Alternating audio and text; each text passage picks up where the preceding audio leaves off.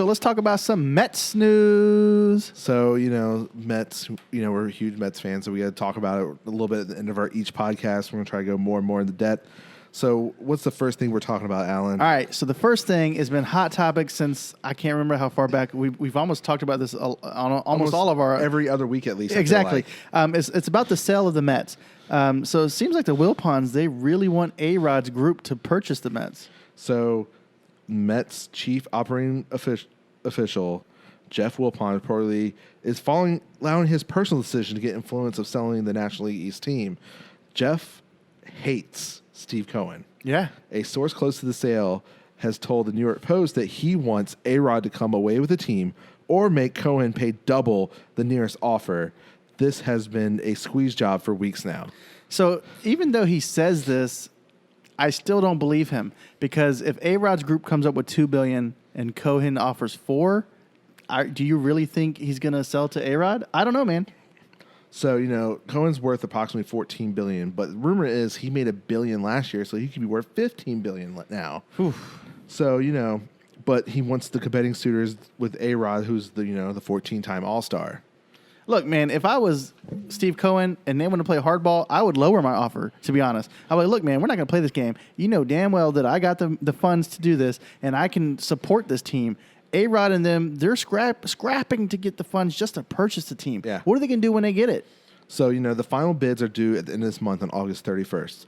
The race is what do we believe is down to A-Rod versus Steve Cohen, because it's been known now that the 76ers owners are hearing that they could be in still, but a much lower price, because they're now seeing the financial books of the Mets, is what people are hearing. Oh, see? So you're saying that the professionals who already own a couple of sports teams know very well how this game works.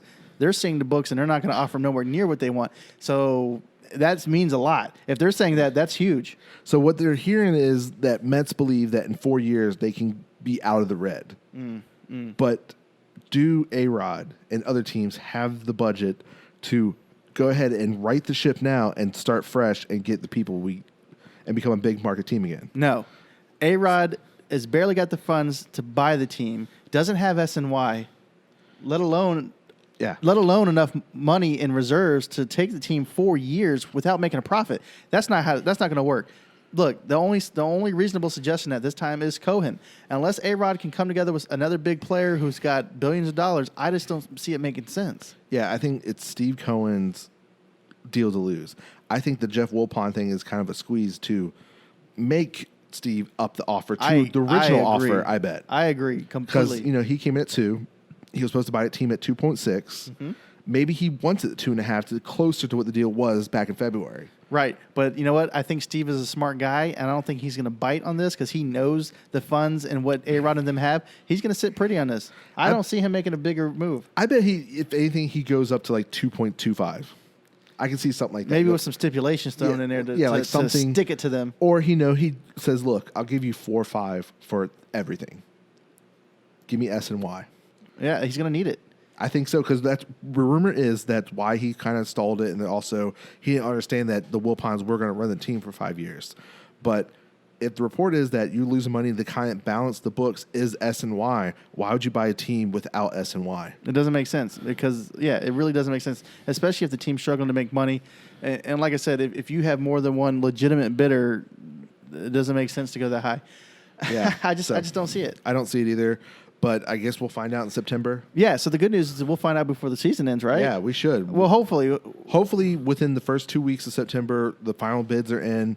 If it's just Steve versus A-Rod, I would hope, somehow get information who bid what. Right, so even if the Mets have and then who they pick, then they got to go, of course, to the owners to vote on the ownership. Yeah, right. So it's going to be a slow process, but they want the deal done by October, at the end of the season, by the end of the World Series or whatever.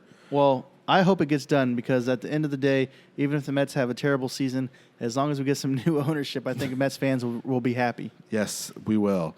So next thing with the Mets news, Mets added 3 of their top prospects to the 60-man player pool. All right. So the Mets added three prospects, sending catcher Francisco Alvarez, Matthew Allen, and shortstop Ronnie Machado to the alternate site in Brooklyn over the weekend. Alvarez is 18, is the team number 2 prospect by MLB.com, was consistent top 100 prospect entering 2020. He spent rookie year last year hitting 312 in 42 games between Gulf Coast League and Advanced Rookie League. Allen, of course, is 19, is the Mets' third-round pick from last year, ranks as a top 5 overall prospect, according to MLB.com and the organization. Righty also spent his first 2 summers in rookie ball at 8 1/3 inning over 5 outings before a 2-inning cameo in Brooklyn. Adding those 2 guys kind of give us a balance to our depth, adding the arm, adding the catcher, and 2 of our biggest prospects, Luis said, is for them is to come in to be in the environment, to get some competitiveness at a great level. We have some great veterans, guys at the site, so they can have competition create there and for their development. Okay, yeah. So once you first told me who they were, at first I was like, "Whoa, that's pretty crazy." They're bringing these really young guys up, but from what you're saying, I'm not sure if they're going to see any time in the big leagues. They're basically going to be there to get some experience with some of the big guys around. But then some Mets fans have raised eyebrows at this because by adding them to the 60-man pool, they're eligible to be traded ahead of the 31st deadline. Even through MLB rules for 2020 stipulate that anyone in the system can be dealt, but they would have to be a player to be named later until the season ends. Gotcha. Well, I don't know if the Mets are in a position to make any good trades like that, but so you think it could be trade bait? A little bit of... Catcher, no, because if we need a catcher. If we don't sign JT Realmuto this offseason, that's our future catcher. And what's funny is I was thinking that with Rivera hurt, maybe they brought him up. Maybe he could see some time. I don't know, though. And then with Allen, it's like, do we get that desperate that we keep losing starting pitchers? Is that a chance? So, hold on. Speaking of catchers, and I know this ain't Mets news, but Pedro Severino is doing his thing for the Nats, man. And that's a person that if Orioles slip up, they could trade. Yeah, absolutely. Because they have a top prospect that should be there sometime next year. Well, they got a couple of catchers. And Chance is not doing bad this year now, so it's like they might have a willingness to trade a catcher. And like I said, I just thought it was funny because Pedro Severino is actually crushing. Anyways, back to the Mets prospects.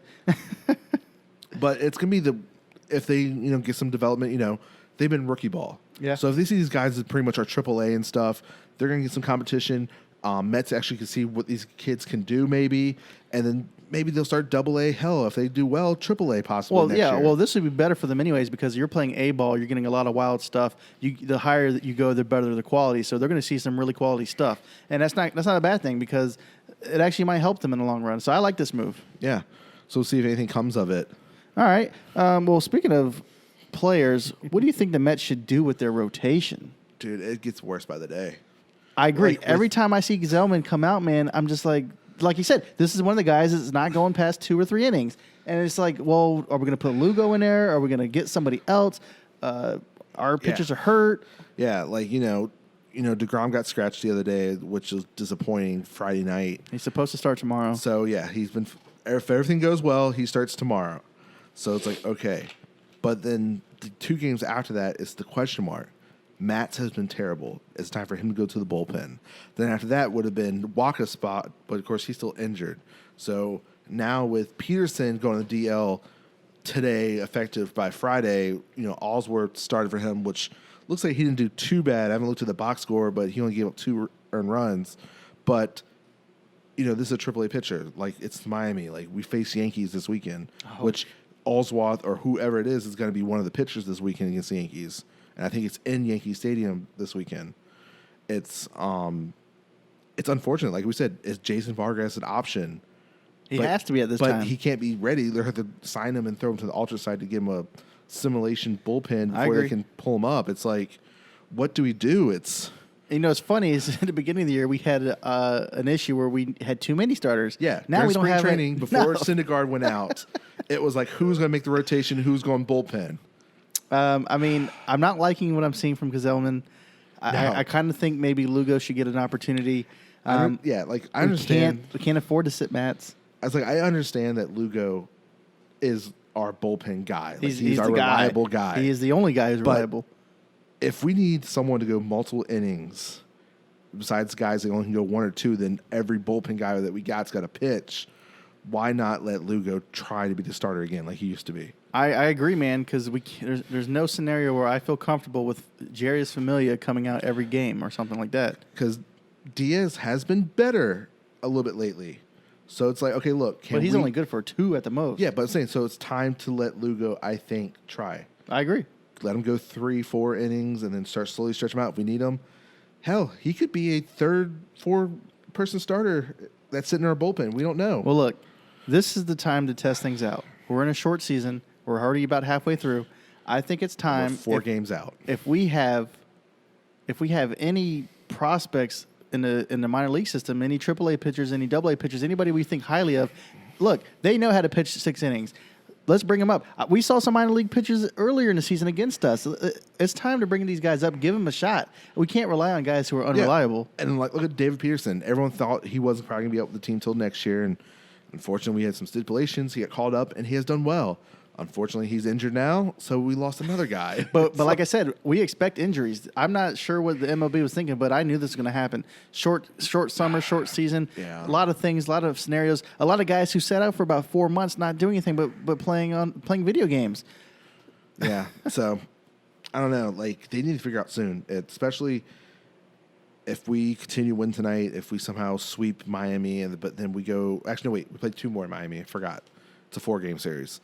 Then we host the Yankees. If we somehow win that series, it's like, okay, we're back in the playoff race. Like, we needed something in the rotation. Something needs to happen now. So that's when trade scenarios happens, or do we have someone that we can call up and whatnot? So it's interesting. Like, what do we do? I don't know. I agree, man.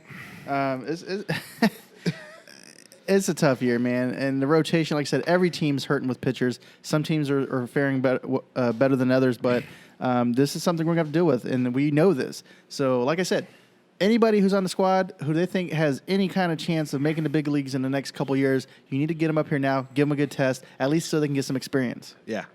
So the last thing we're going to talk about, which is something that came up last night during the game for the Mets, is what's a one-seam fastball? Giselman said he's been developing a new pitch, which is a one-seam fastball, and intent to have his one-seam fastball replace his two-seam to get more of a pure sink, which comes from advice of his pitching coach, Jeremy Hefner. Yeah, so I'm watching the game, I think it was last night, and I hear them talking about the one-seam fastball, and even the announcers are like, I've never even heard of this. And so I'm watching him pitch, and guess what? He's getting rocked. I'm like, look, man, you need to go ahead and get that two-seam or four-seam going because your one-seamer is not working. It's supposed to be whatever the grip is on the ball. It's supposed to help sink more, but I don't think it's working, honestly. It must be staying flat because in his game against the Nationals when he pitched, was not a difference maker. His pitchers are more effective than he thought the other 5 starting spots, but at least for the time being. But until you master it and actually see it consistently during practice or bullpen sessions, exactly. Don't use it during a game. Right, and if you want to throw a sinker, I suggest that you go to some of the Japanese pitchers and ask them how to throw a sinker because they know a lot better how to do it than a one-seam fastball, whatever that is. And like I said, Giselman's been getting crushed. He's been getting hit. Obviously, this one-seam fastball must be some kind of gimmick because it ain't working. And something must be wrong with his pitches or his head because I don't see why he all of a sudden developed this pitch and it's just not paying off. Yeah, pitcher coach suggested it, and he's trying to make it work. Like, I would suggest a circle changeup or a knuckle curve, something like that. It's going to be off speed and get some dip. Where's this one-seamer coming from? I mean, it's just concerning because we're going in the wrong direction. Yes, very quickly. Hey, Bill, I'm in the mood for a switch up. I hit the function, hit the rose till I hiccup. I hit the stage and leave with money that's a sticker. She picture perfect, so I told him